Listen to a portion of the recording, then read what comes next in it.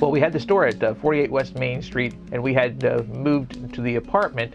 As a family, we actually were living back behind the store, the existing store, at 201 East Main Street rear. It was a really nice apartment. And what it came down to is, at the time, this building here was actually empty. There was no longer a tenant in here. It originally had been the owner's dad's tax business, and then his dad had retired. And what had happened is somebody else had come in here for maybe like a year or so, and they had left, and so it was empty. And this guy was using it as a studio to go ahead and give music lessons. So he would, the people would come in through the back, and they'd sit in here and play their instruments, and then they'd leave. And the entire time I'm sitting across the yard looking at this place, thinking like this would be a great store. So my landlord, who has been my landlord now for over 20 years, Steve Crowder, I said to him one day, hey, I'd love to go ahead and move my store in here. And he goes, nah, I don't think so. And I go, why not? He goes, I've seen your customers, man.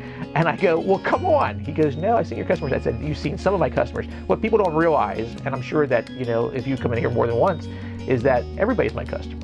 There is no stereotype. I mean, there's stereotypes on the Big Bang Theory and stuff like that, but that's not reality. The reality is you remember the people that stand out. You don't remember the other people. But I have all kinds of customers, but I knew what he was talking about, and I just smiled. And so I said to him, I said, tell you what, Steve, go ahead and rent this place to me for a year with a lease. And if something turns out that you don't like it, then I'm gone, because the lease says I'm gone. So I said, hey, and it's money. That's what got him. And so we signed the lease, and I moved in. So I moved, down the road here, and this was bigger. And if you are in the store now, you'll see that it's the entire first floor. At the time when I first moved in here, it was only half of the first floor. The other half, when you walk through the little doorway around the corner here, the little hallway, that actually was the edge of my existing store, and it was up until what year would that have been? About 2005. So I was in here from like maybe 91, 92 up until about 2005 as just half this size. So we moved in here. It was May, and it was before they had Free Comic Book Day in May. It was May, and Brandy was across the yard with her mom, and so I would go ahead and work in here. In the evening, I was still at the paint store. But what I did is I gave notice, and so that's that same year. So what happened is, from that point on, this store became a full-time business for me. And like I said, I believe it must have been 1991 or 92. I think it's 91 that I've been doing this full-time in this location here. So it's pretty wild. At the same time that I was doing the switchover, we also had a flea market stand that my one customer, Grant, was helping me run up in Harrisburg. It's now in the Home Depot area. So we did that, and actually I acquired a lot of customers that I still have now from Harrisburg area that come down here. This isn't a Palmyra shop as much as it is a Harrisburg shop. When you look at who my customer base is, actually my customer base is mainly Harrisburg, Hershey, Palmyra, some Lebanon. But people always think that that's too far to drive from Harrisburg. Well, everybody comes down from Harrisburg. This is a place to be, right? Well, I moved into this building here May of '92, and when you look back at it, I was only in my early 30s, and when you're in your early 30s, you pretty much want to conquer the world. And so I was going to conquer the world, and I thought that I knew what I was doing, because obviously I was paying my bills. So what I did is I went to a comic book convention, because I always go to conventions that are within like an hour's drive of either of my shops to go ahead and promote the shops. And so I went to a convention in Harrisburg, and there was a friend of mine there who had a shop at the time down in Carlisle, and his name was Ernest. And so I think I sat up beside him during the show, and he's told me he was going to move to Texas. And I said, what are you going to do with your shop? And he goes, I don't know, I feel really bad about closing it because I have all these cool customers. And I said, well, why don't you sell it to me? And he goes, oh, okay. And so anyway, we were talking about it, and then it dawned on him that I was going to pay him money for it. Now, I didn't know what to pay him, and honestly, he doesn't even think about money. He was more concerned, and he was a very decent guy, about his customers not having a comic book shop. So what I did is I paid him, not a lot, but I paid him to go ahead and take over his customers. So what I did is we just told his customers 2 months in advance that they were going to become my customers, and that all I did was just take their subscription lists and start ordering them through my store here. And so what I did is I had somebody who was helping me out, as one of my volunteers. So I ended up hiring him as the first manager at the Carlisle location. So we moved a shop. Well, we didn't move. We took over a shop in Carlisle. Is what it came down to, and we had that from about '94 to '97.